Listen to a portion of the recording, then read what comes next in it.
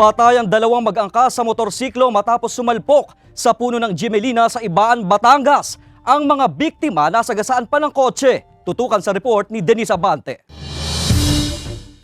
Kung nasan man siya ngayon, gabayan niya kami ang ina, yung pamilya namin.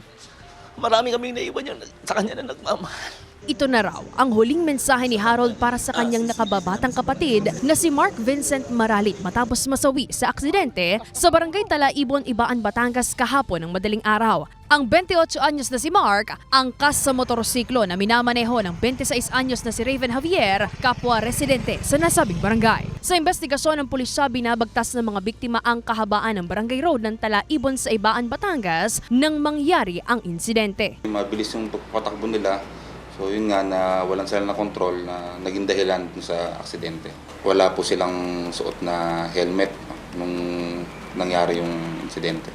Sa CCTV footage, makikita ang headlight ng paparating na motorsiklo at bigla na lamang sinakop ang kabilang linya at sumalpok sa puno ng Gemelina. Tumilapon ang motorsiklo at naiwan sa gitna ng kalsada ang dalawang biktima. May ilang minuto pa ang nakalipas, makikita ang mabilis na pagdaan ng isang puting kotse. Makikita rin na sinubukang magpreno ng driver pero nasagasaan pa rin ang dalawang biktimang nakahandusay sa kalsada. Dead on the spot ang mga biktimang nagtamo ng matinding pinsala sa kanilang mga ulo. Labis ang paghihinagpis ng pamilya Maralit sa sinapit ng kaanak. Panawagan nila sa may-ari o driver ng puting sasakyan. Sana naman makonsensya ka, kita mo kung anong ginawa mo sa aking kapatid, sa aming kumparing kaibigan si Raven, yung pamilya, marami kami na nagluluksa dahil sa pagkawala nila. Ang dami mong nasaktan. Sana naman makonsensya ka, sumuko ka.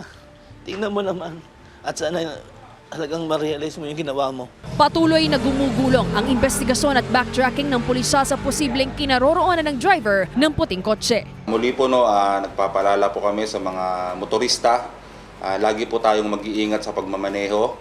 Lagi po nating tandaan na importante po ang pagsusuot ng mga protective gear, lalong-lalo na po ang helmet. Samantala, tumanggi ng magbigay ng pahayag sa harap ng kamera ang pamilya ni Javier, ngunit nananawagan din sila sa driver o may-ari ng kotseng nakasagasa sa mga biktima na makipag-ugnayan sa kanila. Kasama si J.R. Manjares, Denise Abante, Balitang Southern, Tagalog.